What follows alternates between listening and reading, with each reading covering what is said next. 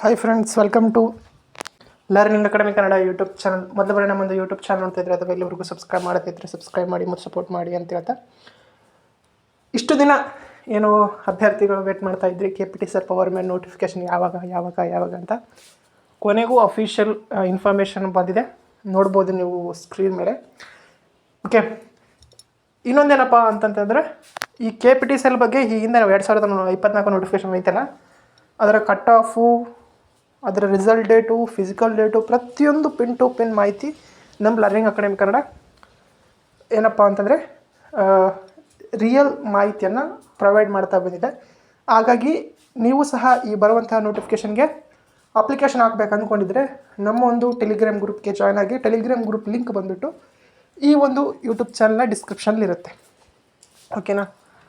ಅಲ್ಲಿ ಬಂದುಬಿಟ್ಟು ಎಲ್ಲರೂ ಸಹ ಜಾಯ್ನ್ ಆಗಿ ನಿಮಗೆ ನೆಕ್ಸ್ಟ್ ಪ್ರತಿಯೊಂದು ಮಾಹಿತಿ KPT ಸೆಲ್ ಬಗ್ಗೆ ಅಲ್ಲಿ ನೋಟಿಫಿಕೇಷನ್ ಆದ ನಂತರ ಕೊನೆಗೆ ನಿಮಗೆ ಜಾಯ್ನಿಂಗ್ ಲೆಟರ್ಸ್ ಕೊಡೋ ತನಕ ನಾವು ವಿಡಿಯೋನ ಮಾಡೇ ಮಾಡ್ತೀವಿ. ಓಕೆನಾ?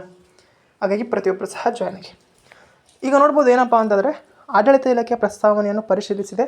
ಕರ್ನಾಟಕ ವಿದ್ಯುತ್ ಪ್ರಸರಣ ನಿಗಮ ನಿಯಮಿತ ಮತ್ತು ಎಸ್ಕಾಂಗಳಲ್ಲಿ ಮಂಜೂರಾಗಿ ಖಾಲಿ ಇರುವಂತಹ ಹುದ್ದೆಗಳ ಎದುರಾಗಿ ಈ ಕೆಳಕಂಡ ಹುದ್ದೆಗಳನ್ನು ಸಂಸ್ಥೆ ಆಂತರಿಕ ಸಂಪನ್ಮೂಲದಿಂದ ವೆಚ್ಚ ಭರಿಸುವ ಷರತ್ತಿಗೊಳಪಟ್ಟ ನೇರ ನೇಮಕಾತಿ ಮೂಲಕ ಭರ್ತಿ ಮಾಡಲು ಆರ್ಥಿಕ ಇಲಾಖೆ ಸಮ್ಮತಿಸಿದೆ. ಅಂತಂದರೆ ಆರ್ಥಿಕ ಇಲಾಖೆಯಿಂದ ಈ ನೋಟಿಫಿಕೇಷನ್ಗಳು ಬರ್ತಾಯಿವೆ.